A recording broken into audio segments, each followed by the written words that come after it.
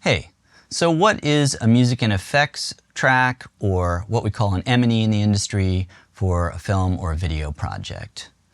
An M&E is essentially a version of the final soundtrack of a film or video project where the original language has been removed, necessary effects have been filled in so that it can be dubbed in other foreign languages.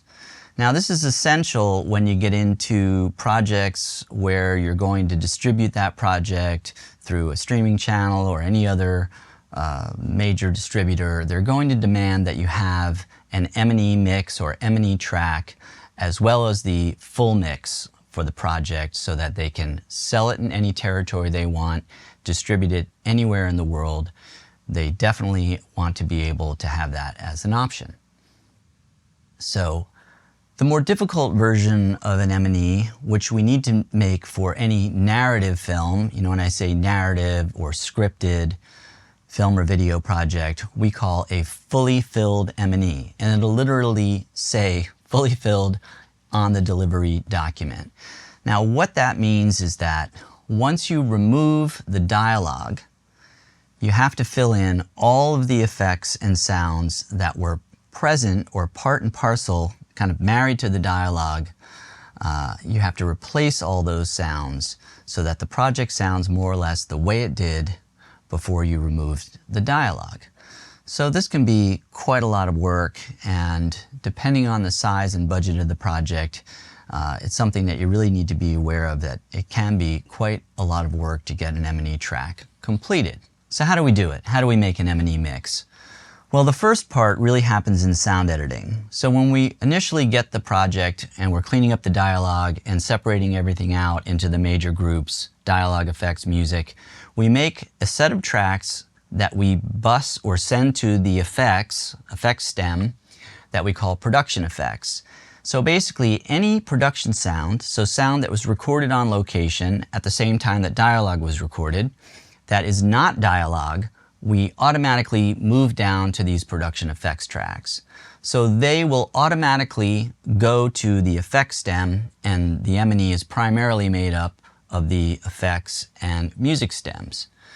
The next step when you go to make the M&E is you have to go through the dialogue tracks or dialogue stem, and you need to edit out any additional sounds that might have been around or near dialogue that you don't want to have to fill later with other effects. Anything that you can kind of cut out and move down onto a set of tracks that can be sent to the M&E, you want to do that. So we edit the dialogue tracks or dialogue stem for any additional sounds that can be easily moved down and included in effects.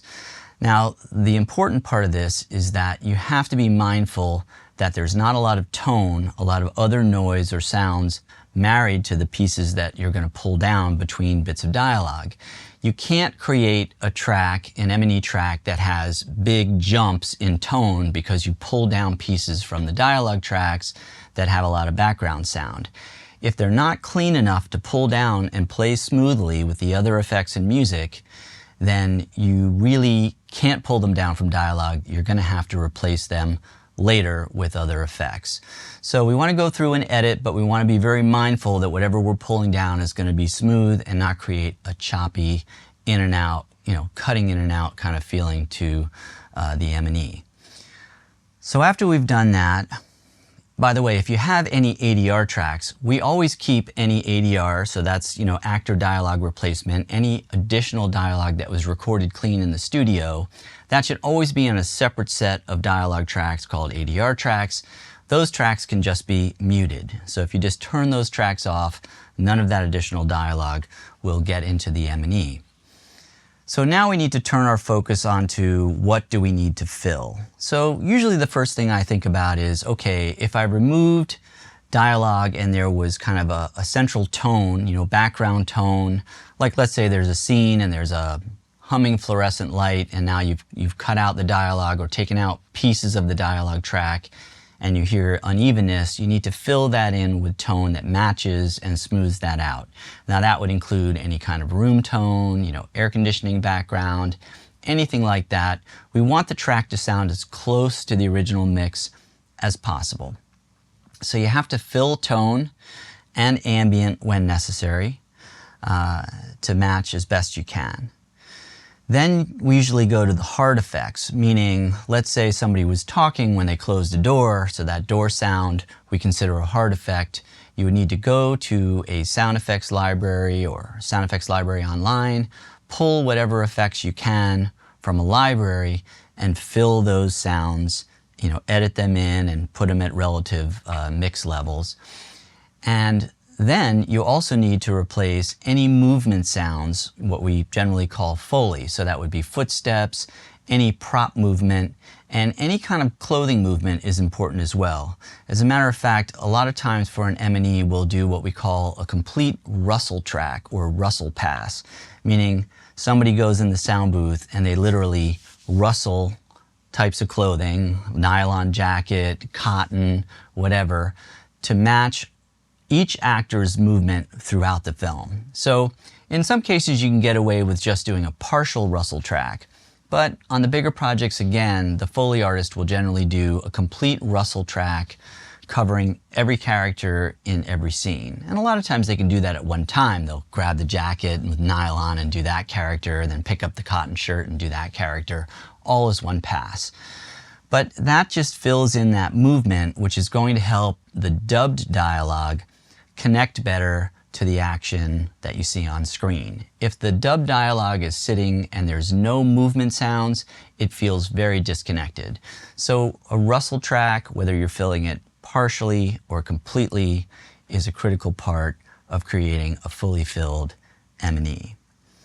Then you generally have to do another mix of the project. It's usually not as long because you're already working with mixed effects and music stems, and production effects have also been mixed on the first pass. So you're really just mixing in the additional ambient, tone, hard effects, and Foley effects that you've added to make it sound, as close as you can to the original soundtrack.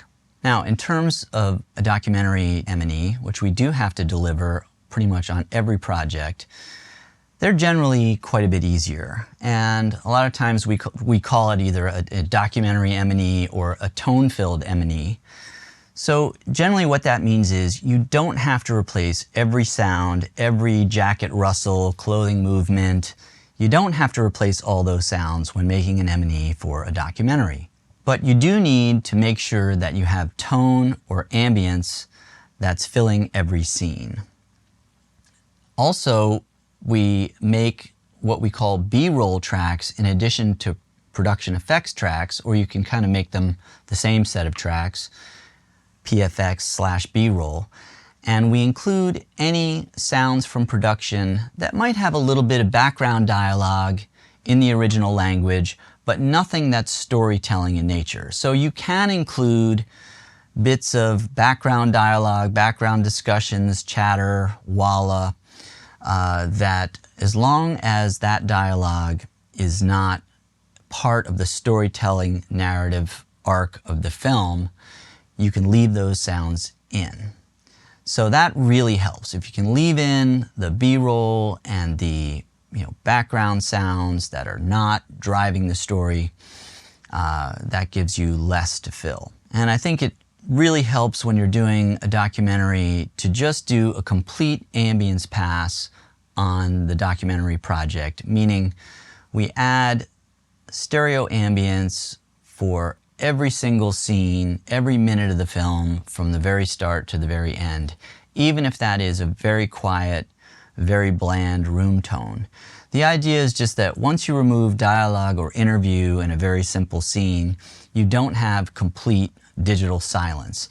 There's some tone, some, air conditioning, sound, something that reminds you that you're in a space. Generally, you can fail QC if you have nothing, complete digital silence instead of some kind of background fill. Doesn't have to be loud, it can be very subtle, but you generally need to have that tone fill from the first frame to the last frame of the project. All right, I hope that gives you a good overview of what it takes to make an M&E. Check my page for other videos, and as always, like, comment, and subscribe.